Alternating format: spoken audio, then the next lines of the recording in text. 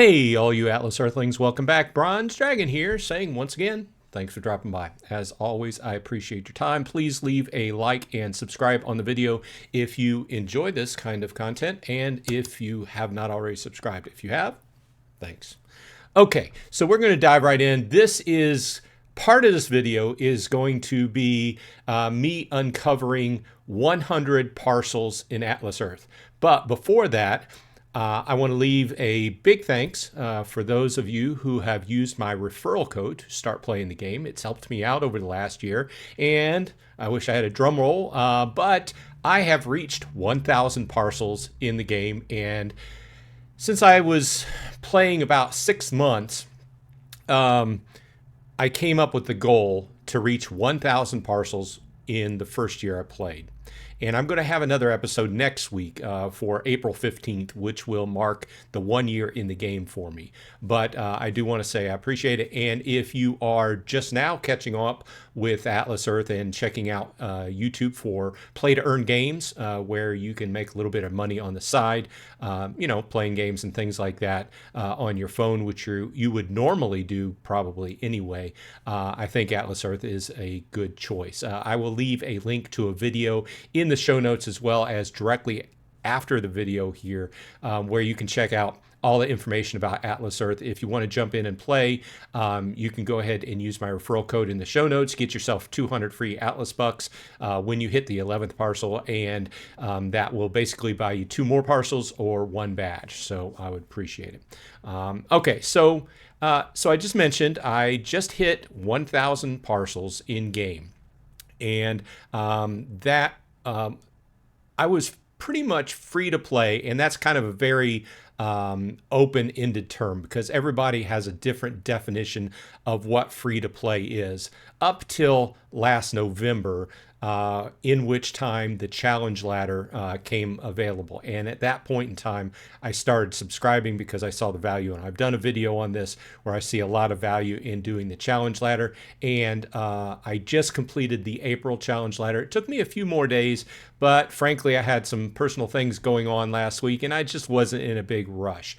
But at that point in time, I started subscribing and I stopped referring to what I was doing as free to play, because there's some people that are hardcore free to play that spend no money on the game. Like they don't convert any rent, they don't do any subscriptions, they don't buy any Atlas bucks. So with that said, in the next video, I will explain what I've done over the last year, but suffice it to say, I've changed my strategy over the time period to interweave what we've talked about as in tier jumping, to go ahead and make that happen during the month, as well as complete my challenge ladder. So I got my April challenge ladder done, and I'm sitting at 1,000 parcels, which let's jump over to the tier chart.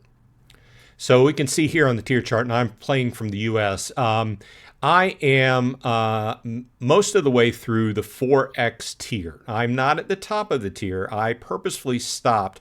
Well, I kind of ran out of Atlas bucks. I had Atlas bucks for a few extra parcels, but I stopped at 1,100, leaving 100 extra for next month's challenge ladder. And after next month's, that will put me at the top of the 4X tier. So I purposely stopped there so I can say, hey, I got 1,000 parcels in a year, right? And I made that that goal of myself, and then I leave an extra 100 for next month. Now, with that said, I am above my break-even point for this tier. So we talk about this a lot, and the reason behind tier jumping is so that you don't necessarily, you cut down on the amount of time that you're quote unquote losing money. And but what I mean is, if you are at the top of a tier, like I was at 875 before I started the April challenge, and as soon as I bought that 876th parcel, I lost money. So let's take a look at the Atlas Earth calculator, wrong page.